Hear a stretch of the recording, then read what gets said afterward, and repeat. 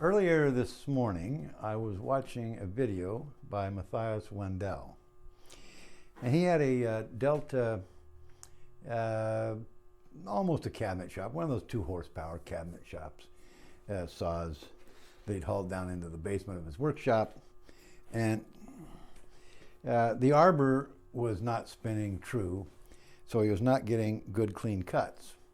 So it was a short 5-minute video of him showing how to grind that arbor, not the arbor, but the arbor plate behind, not the actual shaft, but the plates, to where he could, so it would cut more true. And he started out at about 4 thousandths out and was able to reduce that to he started out at about 6 or 8 thousandths out, and he reduced it down to 4 thousandths, or I think he said 1/100th of a millimeter. Anyway, he reduced it down to some reasonable level, and he tried to get it better, but he had to settle that that was the best he could do. So anyway, it inspired me to want to look at my saw and see how close my blade is running.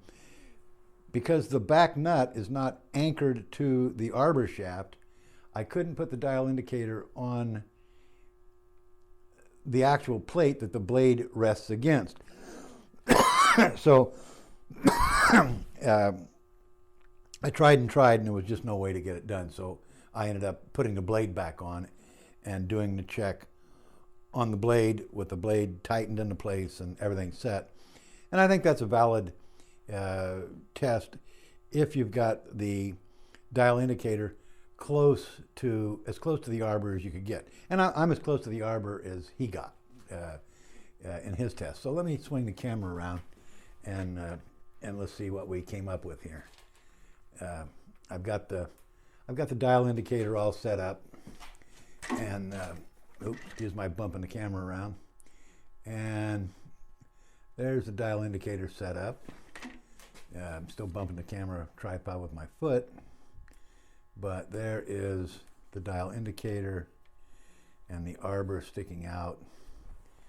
And let me zoom in a little bit closer where you can actually see the needle. Little tinkering here. Touch the screen, it'll cause it to focus, I think. Come on. So there we go. Not focused too badly, I guess. Now I'll spin the blade and watch the needle. That needle is moving about 1/4 of 1,000th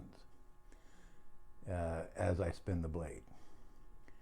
So I don't know what would be considered perfect, but I don't know if you can get much closer than that. That needle is barely moving.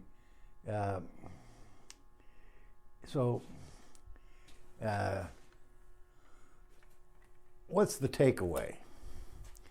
Let me zoom out again. I don't know what the takeaway is, because I don't know how close it's supposed to be, but that seems pretty damn close to me. I haven't compared it to my table saw, but I doubt that my table saw is any closer than Matthias Wendell's table saw was. But I can tell you that this thing is twice as good as Matthias Wendell's was. Twice as close. I mean, it's 1/4 of what his was out.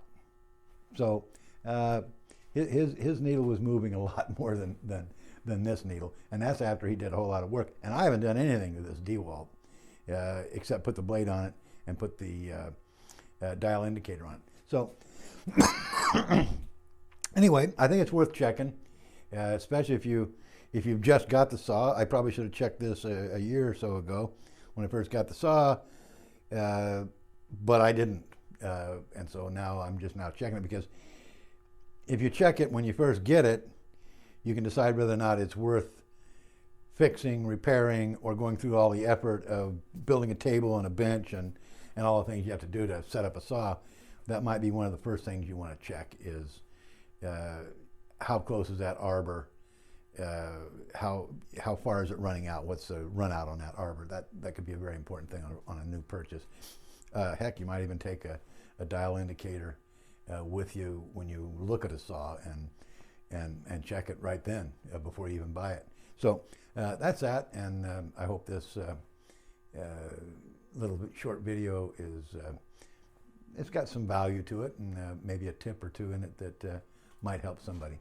You gotta love these radial arm saws, don't you? Thank you for watching.